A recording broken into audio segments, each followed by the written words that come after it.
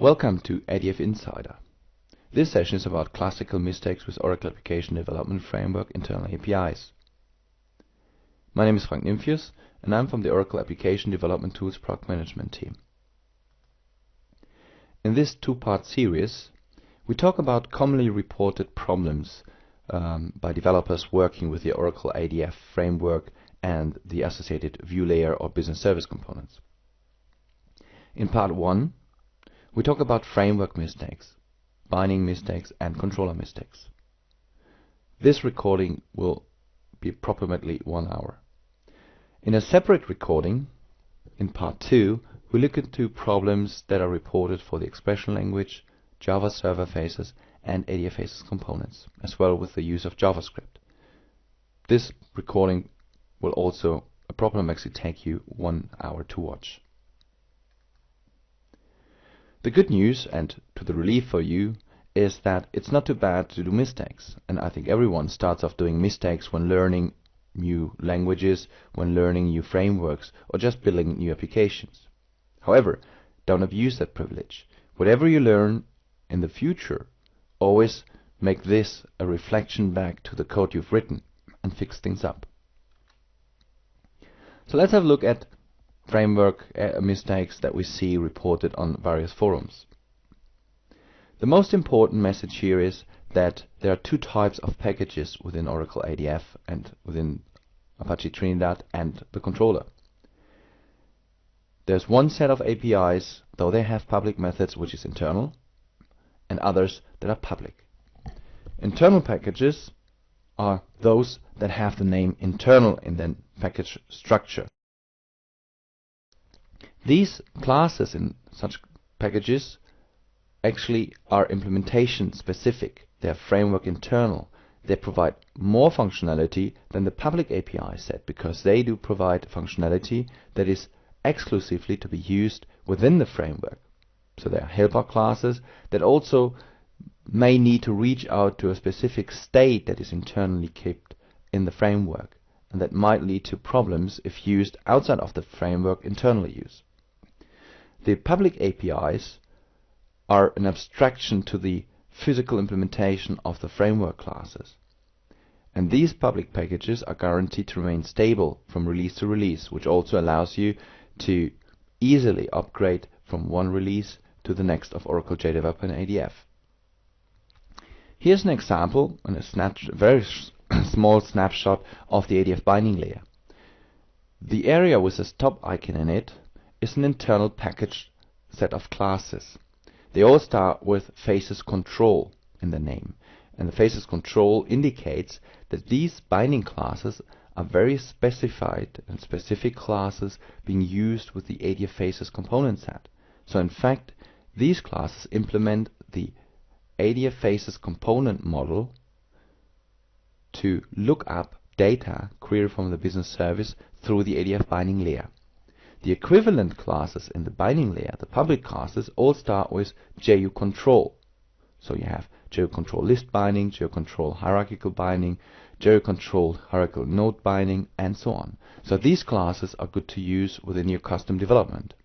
Everything that has faces control in it is not good to use. The faces control bindings, if you look at the classes, they do have additional functionality, but these functionality that these classes contain are then used within the component. So they are specific to the ADF faces component these classes are built for. In our scenario, we do have two actors here. One is Dom, which is a developer, always very bright in his ideas and always very innovative in the use of APIs. And then we have Jim, which is a senior manager and very well experienced architect who mostly knows things better. So the first thing that Dom recognizes is that there is the faces control hierarchical binding that you might have found during debugging or just by a system out println of the class that he's working with.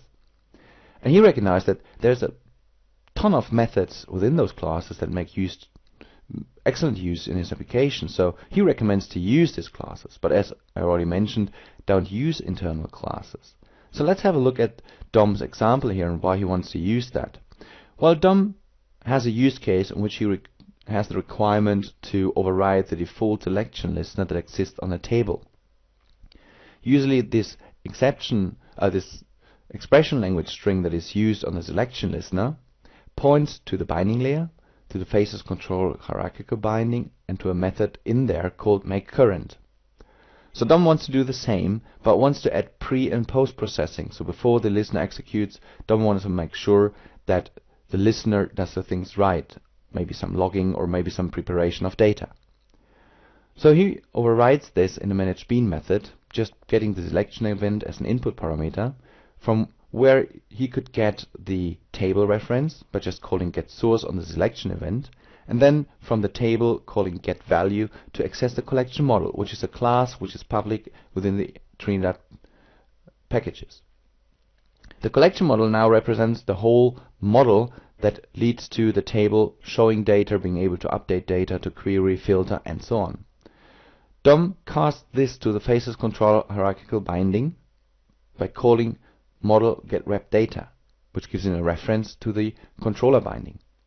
And then in a casting to an internal class, he reaches out to the tree model, which is built by the ADF faces components, binding classes. And then he has the method makeCurrent available, and he can set the current row on a table, similar to what expression language was doing by directly accessing a faces control class. However, don't use the faces control binding or the faces control hierarchical node binding, which is representing the node in the tree. You have two options to work around this problem. One of the options is to use expression language in your Java code. For example, the string bindings all departments tree model makeCurrent is the method expression. You can create a Java services method expression in your Java code, pass in this very same string, and execute it from there. The benefit of this is it's easy to use. It's pretty much straightforward. It also works with all data control types, so you don't have to do cross-checking. The negative here is that it requires knowledge about the pagedef binding internals, which of course you can get by just looking at the generated expression language. But still, it has a reference to a named entry in the binding file, which makes it a candidate to fail if for whatever reason someone decides to rename elements in the binding file without checking the Java codes. The other option is to use the generic and public APIs, the JU control hierarchical binding and the JU control hierarchical node binding. The benefit here is you don't need to have any knowledge about the binding layer. The negative here is it's a bit more code to write, and of course requires advanced skill because you need to know and understand those classes. By the way, it's worth mentioning here that if you have a customer support contract, you can get the full source code for the ADF framework for you to look at and to study. Sounds like a cumbersome approach of learning about the framework, but experienced developers are typically like that. Once they understood how things work, they want to even know better how it works and try to get access to the Java source code that makes the framework just to study what it does. In addition, it also allows you to debug into the framework code. But anyway, so let's back to the topic. These are the two options, expression language or the Java code for that. So let's have a look how you would build the makeCurrent example that DOM uses the faces control hierarchical binding for, how you would do this with the public APIs. So Jim is building exactly the same example here, also getting the value from the table, but first thing he does differently is by calling getRepData is casting to JU control hierarchical binding. And this gives access to the DC iterator binding, which is the iterator representing the view object if using ADF business components that queries the data from the database. From the table you can get selected row data just by calling getSelectedRowData.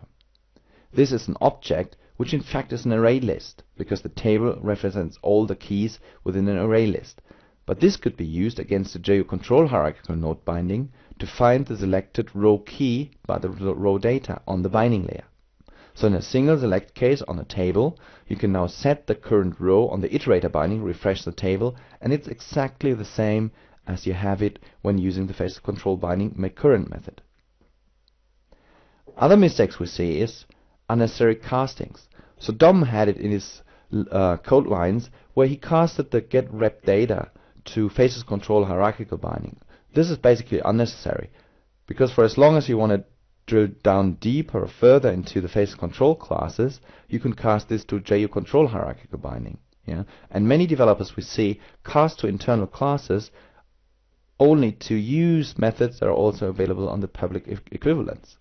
So this is unnecessary, because if the phase control hierarchical binding class or phase control classes change, this is a matter to fail.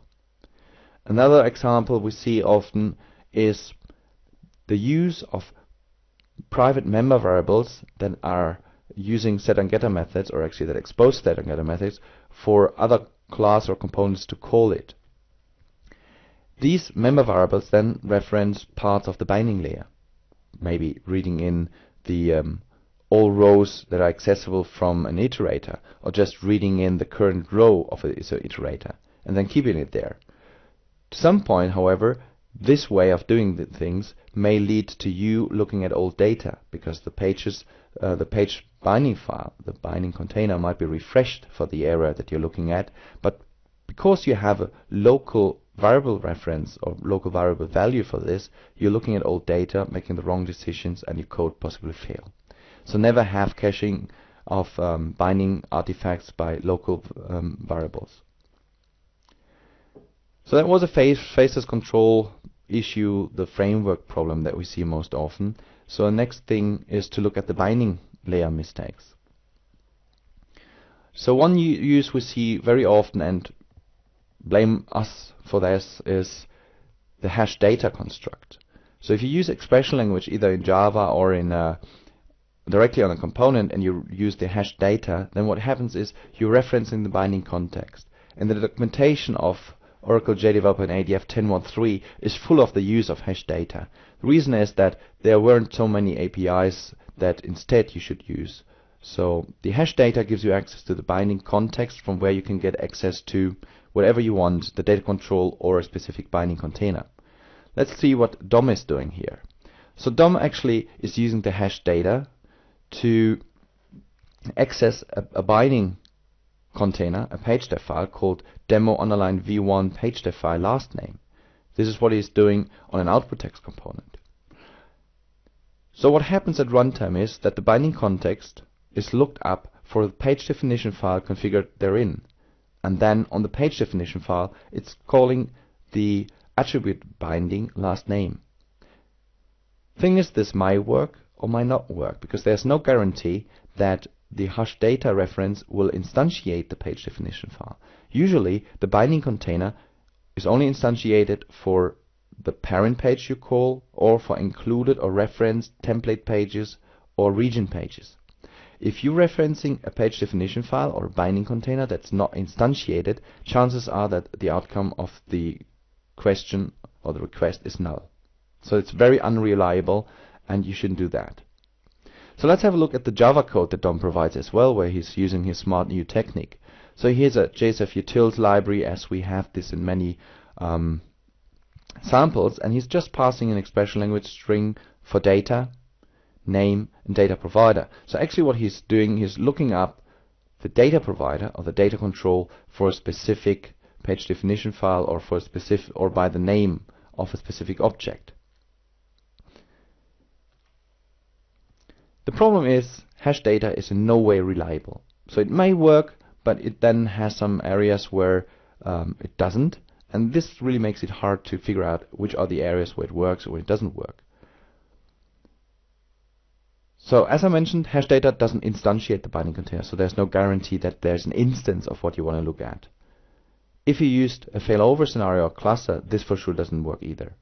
And plus, it's a very sloppy design, because the UI, if it needs data, the data should be in the binding container that is instantiated. So you should never try to reach out to data that is not instantiated, or that you have no idea if that would be instantiated to the time you access to this. So a very safe approach to this is to use the bindings object, so hash bindings, because this always points to the current binding container that contains the data or references to the data of all the pages and their referenced regions or templates. Okay, so DOM learned the lesson, and now he's using hash bindings. So what he's doing, actually, he's using bindings in an expression value in Java. So it's just you building the expression language context, then the expression factory, and from the expression factory creating a new value expression that returns a handle to DC binding container, which is the implementation class of the ADF binding. Now that he's careful, he's asked if we have any objections here. From reading the code, this is perfectly okay, so there's nothing to say against the code because it will just work. It's fine, fantastic. But there is a little objection we have because the framework progresses. You know, ADF is 6 years, 7 years old, and as we go, we identify more and more APIs that either need a more straightforward access or maybe some addition to the functionality they provide. And one of the straightforward access that we provide is a static class binding context. So you can call binding context getCurrent, which gives you an access to the binding context, and from there you can just call getCurrent binding entry, which always gives you an access to the binding container. Now you see that DOM was using DC binding container, which is the implementation class, whereas this example uses binding container. Well, you can just cast it to DC binding container. So it's one and the same, giving you then access to the actual binding container with a reference to the page definition of the current page, the templates, and the reference bindings. While we're talking about page fragments, DOM has another problem. So the other day he called and said that he is using JSP include just to put a page fragment onto a page, helping him to organize the content on a page so that he could give it to co-workers and they would work on their stuff, and then he would just include that to the parent page.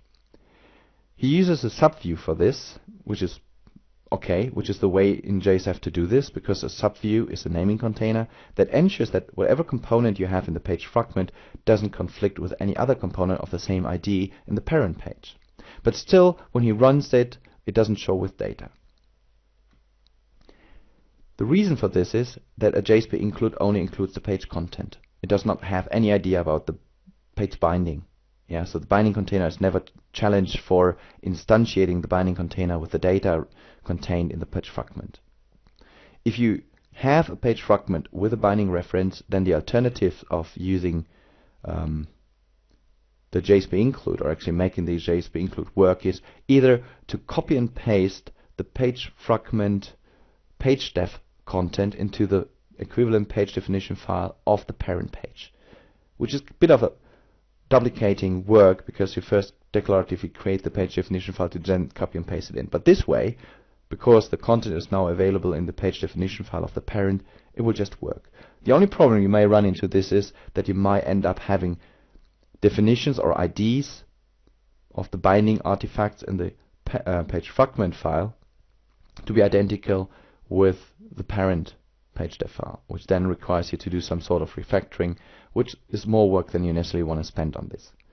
So the two other options are to use a template for common binding that you need to access. So if you know that there's a specific set of bindings that you always use in page fragments, create a template and build that on top of a template and reference the template from the parent page.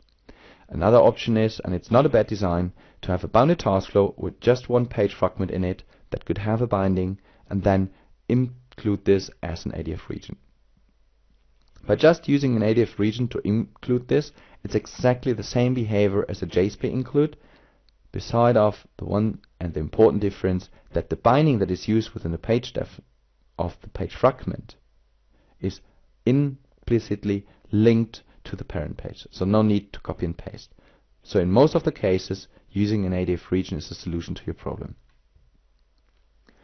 But DOM has more problems today, so let's have a look what is coming up now. So DOM has a smart little piece of code that he continues using since the past when he first introduced to ADF Business Components and ADF, and this is to programmatically create a new row. But for some reason when he creates the row, this row doesn't show in the table.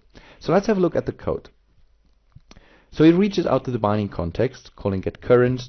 Then within the binding context, he's searching for data control. The binding context represents the context of the data binding CPX file at design time and has a reference to all data controls used by an application, but also to all the bindings. What DOM is doing then is getting the data provider of a specific data control, which in his case, as he's using ADF Business Components, represents the application module of a business component. From there, he's accessing the find view object because he knows the stuff inside and out, creates a new row on the view object, and sets a new attribute for the new employee ID. But still, running this code doesn't bring up the new row in the table. Well, the answer is that Jim could give Dom is, don't fight the framework, and if you already do, stop fighting the framework. There's a lot of best practice recommendation as to work with ADF, and the top number one is to always work through the binding layer. Because what Dom is doing, he's building a minefield. He's bypassing the framework. He's completely ignoring the separation of layers, which also makes him thinking about the business service specific APIs that he's using rather than just working with the generic set of APIs that we provide as part of the ADF binding. Now, instead, what he should do, he should never bypass the binding. Every information you want to access from the binding, and be it to create a new row, should be through the binding layer. So the binding layer is aware and therefore can update the visual, the table or the form, whatever you're using to display the data. And even worse, Dom is ignoring the messages that we in product management send out in papers, document, books, and conferences. Always work with the design of the binding layer, ever use the binding layer, never bypass it. So let's have a look at an example that does exactly what Dom wants to do, just using the binding layer. So as Dom started off, we also look into the binding context, but then we use the DC iterator binding, which is just the representation in the binding layer of the view object in his case. And in here we get access to the row set iterator, which is the piece of component in the iterator that allows us to iterate over it. And here we create a new row. And this row just creates a new object, a Java object representing the row in a table. If you want to have this more generic, there's a class called DC data row that you can use. In this case, row wouldn't be, as in this case, a JBO row, but could be a POJO. Yeah. And then on the row we set a new state, which especially for tables needs to be set to initialized so that it shows in the table. And then starting from there, we can insert a new row, and between there we could have called row set attribute employee ID and then the value that Dom wanted to pass in. Now when we refresh the table, the new row shows because we changed the row, created the row within the binding layer, and the binding layer is what is displayed after refresh on the UI. Yeah. So the next time you press submit or commit, the change, the new row, gets committed to the business service, and it's all working fine. An even better approach is to be agnostic of knowing about anything in the binding layer. Coming back to the table example, from the table I can get access to the JDeveloper control hierarchical binding, and the JDeveloper control hierarchical binding is the table binding in the binding layer. From there I can get access to the iterator, and then I just continue with the code I just showed on the other side. The difference here is I have no need to know about the name of the binding I want to access. So that this allows me to create generic code that I can put into my own set of libraries, of application libraries, that in the end simplify my life for future applications. Yeah. So if you can, try to be agnostic. Don't presume anything to know about the framework itself. So let's have a look at controller mistakes as we see them. So we covered the framework and the bindings, and of course there are a lot more problems in this area, but these are the most obvious and the most common we see. So for the controller, there's a common problem developers have when they need to pass parameters into a bounded task flow and then access the parameters from within the bounded task flow. If we look at the code example here, we see that there's an input parameter defined as arg for argument, and this one is referenced into a page flow scope, which is part of the bounded task flow, and there the attribute in this memory scope is called myArg, my argument. Yeah.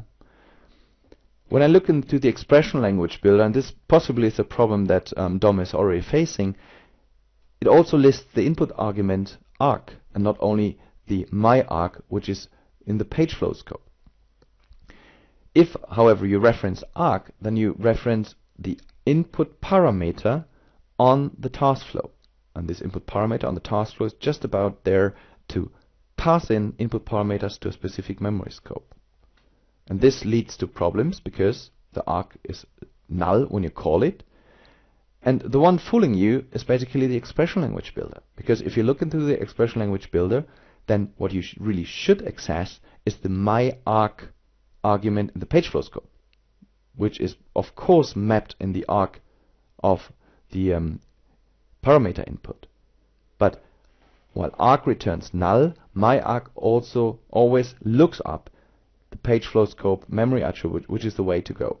So that is basically the problem that DOM is facing. So Jim recommends that probably it's a good idea to explicitly define a target bean, just using a managed bean instead of just some sort of memory scope, and then have setter getter defined in the managed bean, because in this case you would just look on the page flow scope for the managed bean and access it from there, as you can see on the example that we have in the screenshot. In this case we changed the example in that the input parameter is not written to a page flow scope memory scope, but to a setter and getter pair in the managed bean. And this way you know you access the managed bean and it can never ever go wrong. So that's one hint for better practice to ensure that you're not being fooled by the expression language builder.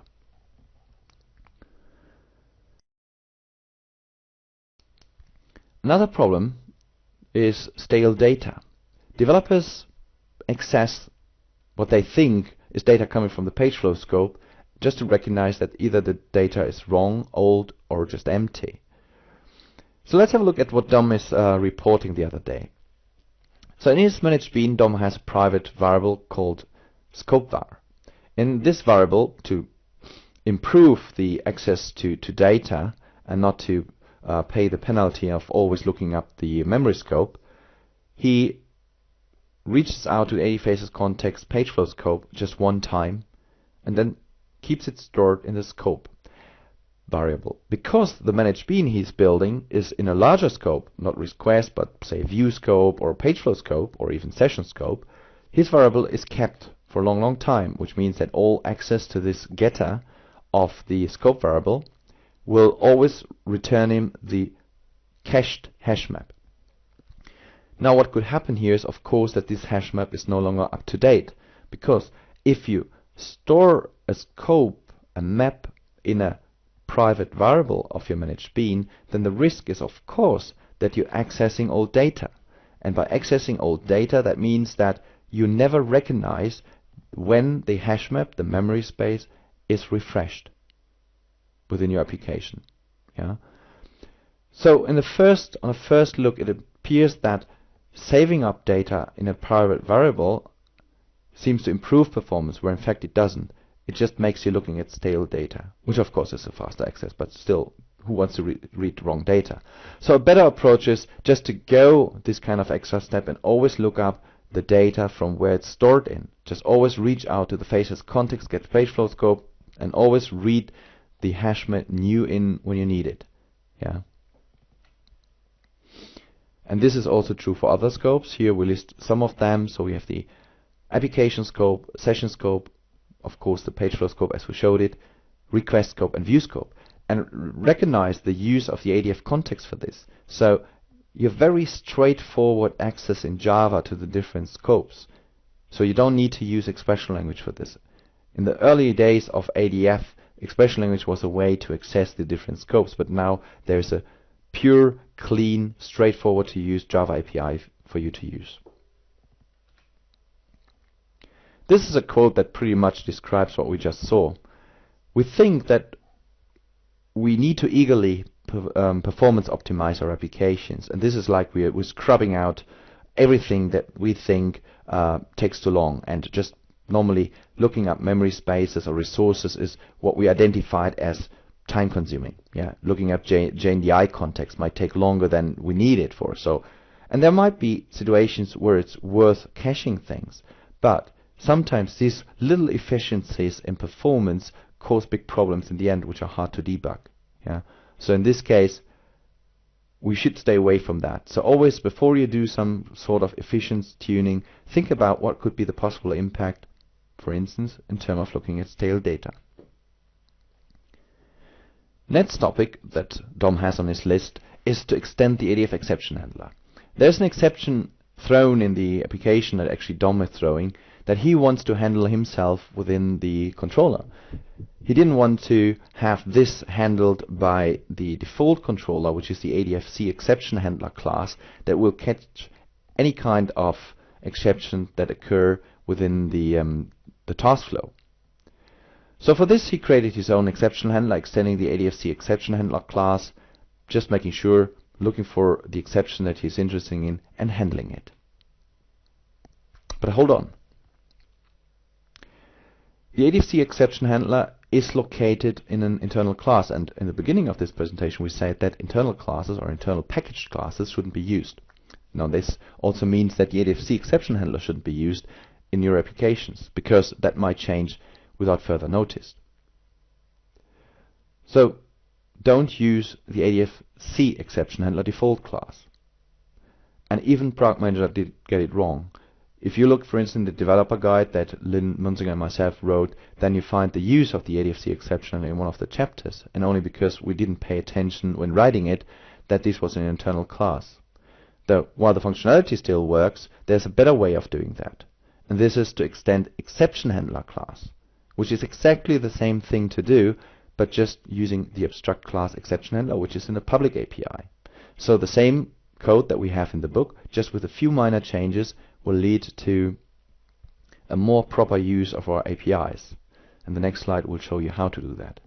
So here we have a custom exception handler that extends the abstract class exception handler. And this abstract class has a method called handle exception that you implement, listening for the exception that you're interested in handling and dealing with. So that is what actually Dom is doing. Dom is looking into the specific error that he is interested in handling himself. And then, if the exception is not what you want to listen for, you just rethrow the exception, in which case it just is handled by the default exception handler. In the example here on the page, what we do is we look for a message which is specific to a session expiry, a page expiry in ADF phases, which you might have seen more often in earlier release of JDeveloper 11G than right now, because most of the causes that led to a session expiry are fixed in the product. But if there was a session expiry, what I wanted to do in this exception handler is to redirect to a specific page to tell the user about the fact that the session has expired and allow him to redirect. Any other problem I found, I'll just rethrow so it got handled by the exception handler. To configure a custom exception handler, there are two steps required on your side. First of all, creating the custom exception handler. I showed you that on the slide before. But then you need to create a text file.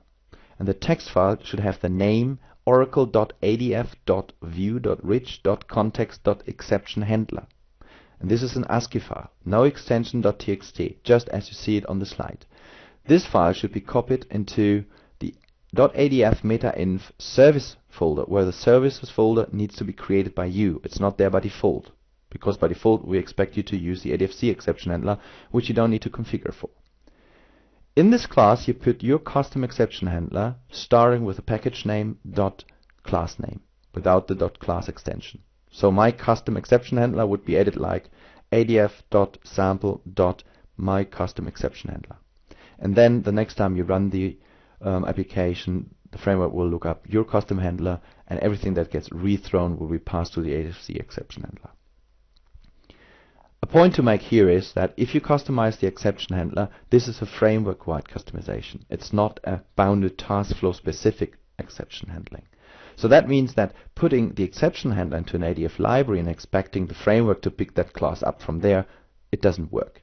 So always make sure, if you add a custom exception handler, make sure this exception handler is framework-wide of use. If you need something just to be built for a specific bounded task flow, then the recommendation is to use the default exception handler mechanism, but use a method call activity as the exception handler. In the method call activity, you would just get the exception message. You can look into this and decide where to redirect to and what to do.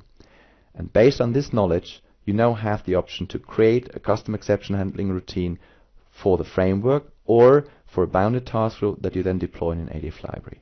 Yeah, so in an ADF library, you can only use method call activities that act as an exception handler and that are called by the default exception handler mechanism in bounded task flows.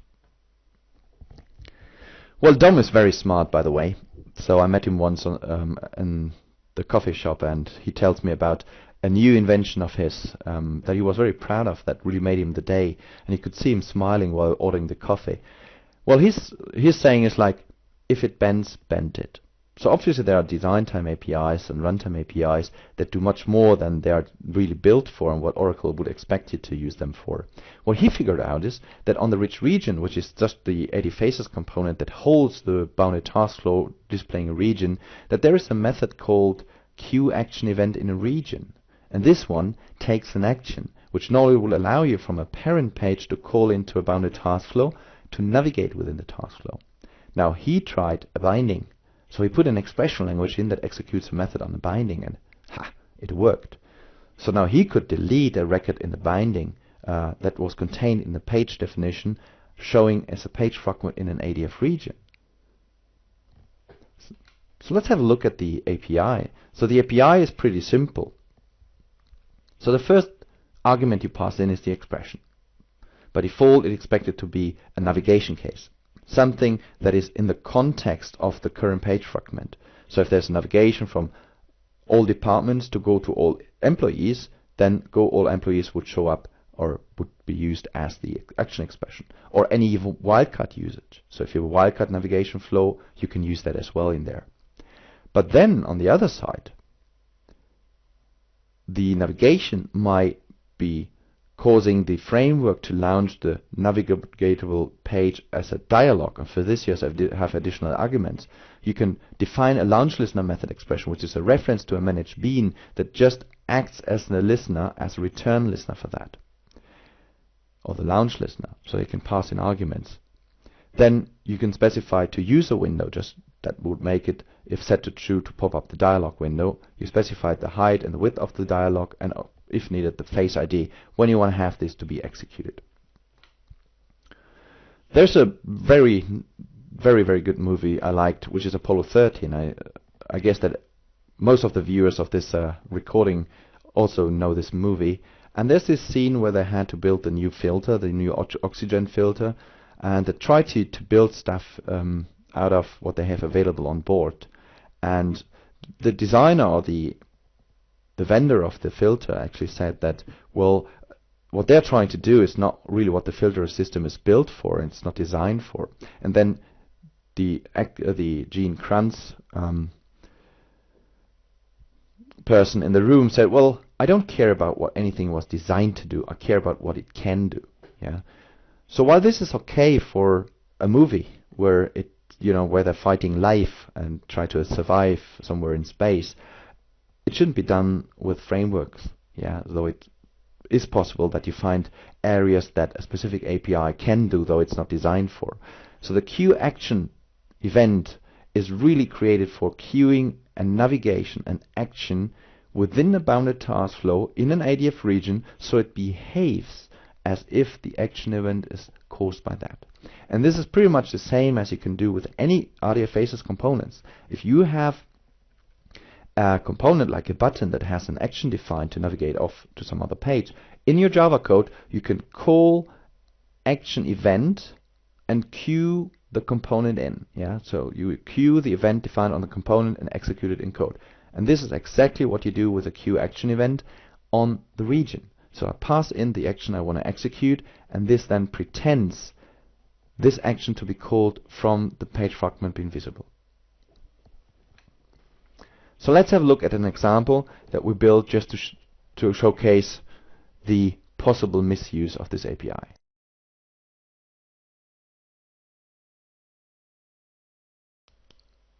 What we see here in this sample application is an ADF region showing the all departments table, and this has a navigation button, and this is defined on the page fragment that is exposed through the ADF region.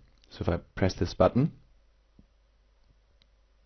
it navigates to the all employees table, and from here I have a navigation case defined to navigate back. This is the way that you create a task flow within Oracle ADF. You just draw a line between the two pages or page fragments, and then on calling the name that you give for this navigation case, you can navigate there. This here is the parent page above. So the parent page has a list of value, and this list of value accesses one of the APIs that are exposed on the rich region as well, which is called get capabilities. And the get capabilities is responsible for just returning a list of valid actions for the current state of the ADF region. As you can see from the list of value, I do have a goal all employee navigation case, but I also have two wildcard navigations defined in my bounded task flow. Wildcard navigations are those that you start off with a star and then a navigation case to a specific page, and wildcard navigation can be called from anywhere within a bounded task flow. So I can select the go all employees, or go, well, I don't need to navigate to the departments, but just go all employees, and now from the parent page I call into the ADF region, and you see the navigation happens.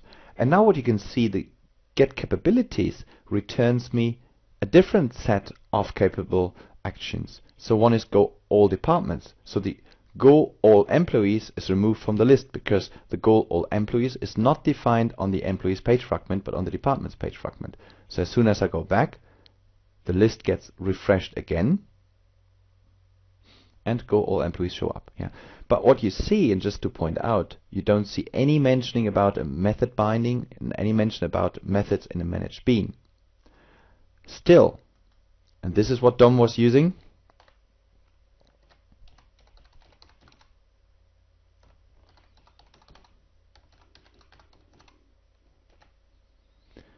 I type in an expression language. Of course, in a real application you will not type this in, but just assume that in a managed bean. I press execute, and you see I can delete from the table in the ADF region. So what happens is I pass in an expression language for an action to be executed to the QAction event binding, and this performs then on the region. Now this is exactly what we don't want you to use. First of all, you have no way to pass in any argument. So that means that you could only use bindings or actions that go with no argument, or where you have a default set of arguments defined. Second, there's no way for you to discover the availability of a specific method. In this case, how would I know that a binding, method binding exists in the page.def file to delete or to create insert? Yeah. For the same reason, I could just change this one here to create insert.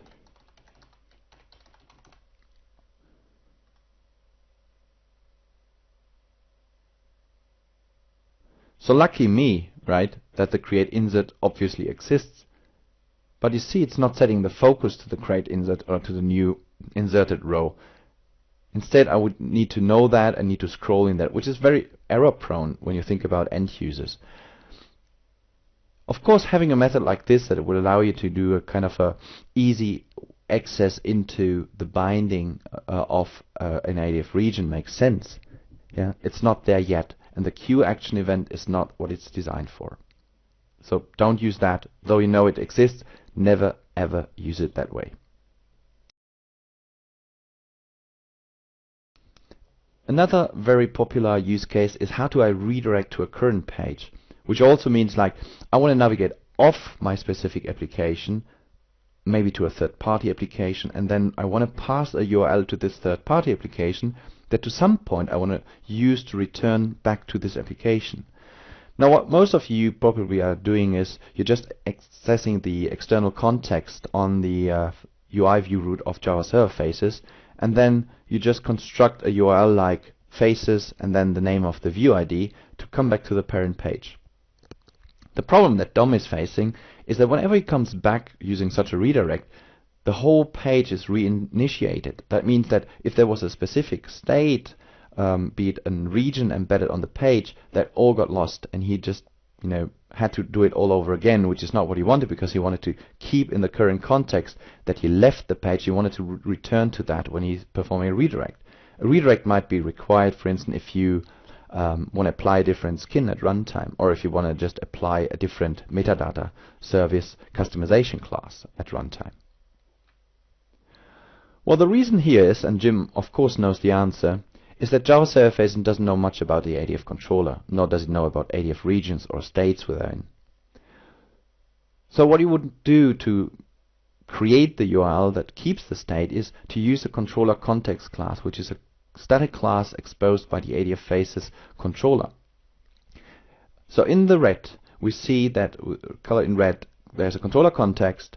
We can call get instance on to get the current instance of the controller context, and then we just try to get the activity URL of the current view that we have, and we just pass in the view ID, which is pretty much what we did in the previous example, except for that now we pass this view ID to a method on the controller context. The controller context will now see what is the current state that internally is kept for this view ID, and then it provides a URL that you can redirect to. And this now contains a token, a state information, and for as long as this information doesn't expire, you can always come back to the current state. Of course, if you wait just for too long, then you come back and the state has expired, so there's nothing to recover. But that would be the proper way of doing that if you just want to quickly go out of the current page, come back, or just do a redirect to the page. But Dom has another use case that he needs to work with, and that is that he's heard about the JSF navigation handle navigation, and he's using this quite a lot in 10.1.3. Which is the first experience he got with ADF Faces and ADF. And what he's doing there is he needs to programmatically navigate from one page to another, and he's doing so by having navigation cases set up between the two pages, and then he's accessing the navigation handler from the JSF application to call handle navigation on the instance he's finding, just passing the action model. And that's the navigation case. So that works. And it works for the unbounded task flow. And it seems to work for the bounded task flow as well. So Dom, at least as he told me, he tried that, and funny enough, that worked. And he's now wondering, why is it not recommended? Or if it's not recommended, there might be some problems with it that he's not aware of. Now, what is the problem he's not aware of? Well, good enough that he spoke to Jim first, and he said, well, okay, let's first about the why. The direct invocation of the method of the navigation handler isn't really conforming with the JSF specification as it is defined for the Java EE spec, because it bypasses the JSF lifecycle. So it will straight jump to the invoke action. So it doesn't do anything beside of that. Yeah. So after the invoke action, it just goes straight to the rendering phase to navigate off to another page. So all pending changes that you have within the page that you're currently on are just dismissed. They're not submitted, they're lost. Yeah, so you say, okay, from this page, from my all employee edit form, I want to go to all departments. If you have a change in the edit form, that will be dismissed, the data is lost. That also means that if you use metadata customization, like with Oracle MDS, to apply customization and personalization, the change that the user applied to the user interface is lost as well. That means the user gets back to the page and all his customizations are gone. Yeah. So this is not really what the framework is intended to do. Instead, the use of the handle navigation is an internal specific of the Java Surface specification. Now, what developers are supposed to use is, like in the queue action event that we showed for the ADF region, they're used to queue action events that are defined on a component. Coming back to my example with a button, you have a button where you specify a specific action on, and then you want to queue that event. So to help Dom out of his confusion, there are three things that he could do. One is use a set view ID on the controller context. Now in this case, you would perform an action on a button and then internally set a different view ID. And you can do this as well in the bounded task flow. So in the bounded task flow, you will use the controller context, and then there is a current viewport, and the viewport is the area in which a page fragment shows if running in an ADF region. And there you set the new view ID of the page fragment you want to display instead of the current. It's a very harsh way of doing that, because this also bypasses any sort of navigation, but at least it runs through the whole JSF update lifecycle. This allows you to go straight to any kind of page that you don't have a navigation case for. Yeah. But there may be better solutions. One solution would be really to use an action on a command component, and this command component can be hidden. Now imagine you have a button called Go Employees page. You hide this button, not setting rendering false, but visible false. Now this makes the button to show up on the page, but just hidden for the user's view. If then on this button you queue the action event as shown in the example code here, so accessing the view root just to find the button, and the button component here has an ID of R1CP3. R1 is a naming container where obviously the button is in. In this case it's a region, and the button is within the region, so that's the full name of the button in the region. Now to programmatically navigate, I just create an action event, which is a Java Surfaces event, and say, okay, new action event button, and then I call queue on this action event, and then the button will be performed, executed, so it would pretend as if the user pressed the button, though the button is hidden. Any listener, like set property listener or anything similar, will be executed for that button. Yeah, because the button is not taken off the page, it's just hidden. So any listener assigned to that, attached to that, will execute. And a third option is similar to what we had before when I explained the use of the queue action event. You can of course, from the current page fragment that you're in, as soon as you build a bounded task flow that uses page fragments, you for sure know the bounded task flow you create will run in an ADF region, and this ADF region has a parent container which is called rich region as a class object.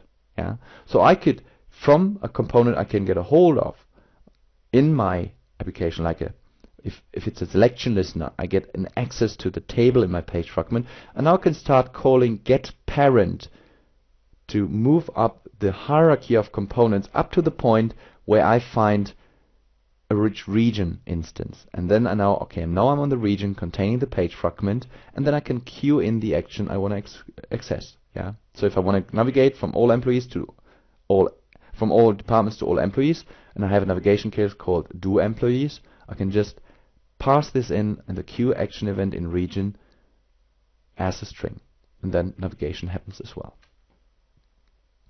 So this is the helper method, by the way, that I use just to create the method expression. This is more for you for completeness, so you have all the code that is used within the session. So you may want to stop the video here and just have a closer look. And now let's have a look into different use cases as I showed them on the slide.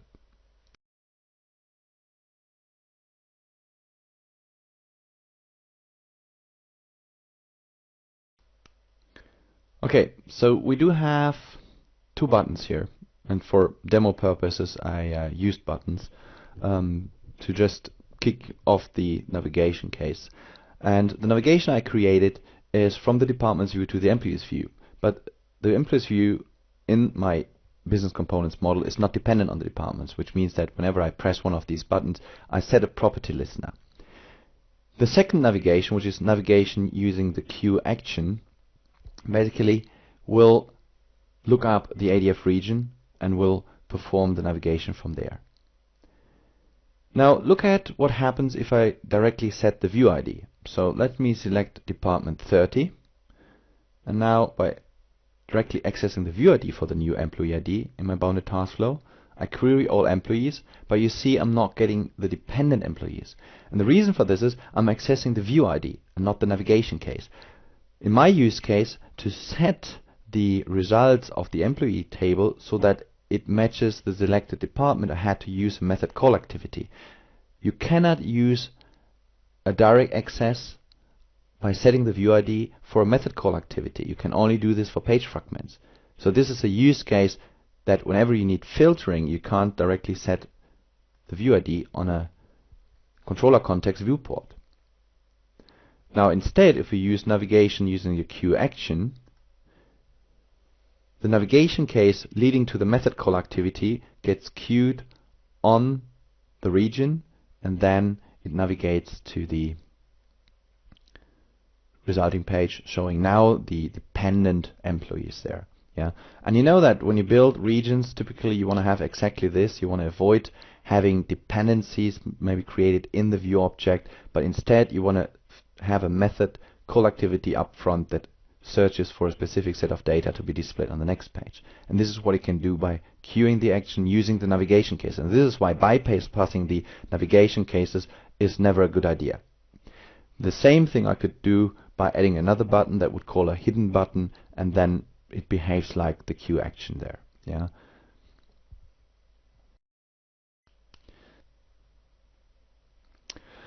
So this concludes or closes up the first part of the session about classic API mistakes. Of course there is more, and one thing that is more is part 2 of this session, where we look into the expression language problems, Java services problems, ADF faces component mistakes, and JavaScript mistakes that we commonly see reported on the forums, and you want to look out for this session. But for you to learn more, there is a couple of content we provide on the OTN website or using the Oracle Direct access. If you go to Technology JDev, you find downloads of software, tutorials, discussion forums, which is where we obviously get our ideas for this session from. So post whatever you want to post, any problem you have, just let us know about that. Even if we're not grabbing or immediately answering that, at least we know that those problems and confusion exist, and we can create additional ADF Insider sessions from this. You find a lot of samples there and the developer guides and a lot more. The 2 pages I want to point out is, first of all, the homepage of ADF Insider. This is where you got this recording from, so just in case you happen to get to this recording from Google, the ADF Insider homepage is where we add conference-style presentations that take between 45 and 60 minutes, and that you can also look out for the second part of this recording. And then there's ADF Code Corner, which is an advanced page with implementation topics explaining you the implementation details of specific use cases associated with the zip file, the code that is shown in the text, so that you can try it out. In addition, there are books. Meanwhile, we have 3 books out. This is not just to sell books, it's just for you to see that there is external documentation available. Starting from easy to more advanced, we have the Oracle JDeveloper Quick Start Guide to Oracle Fusion, which just released in September 2010. It's a small book, 240 pages, that goes through the purely declarative approach of building ADF applications.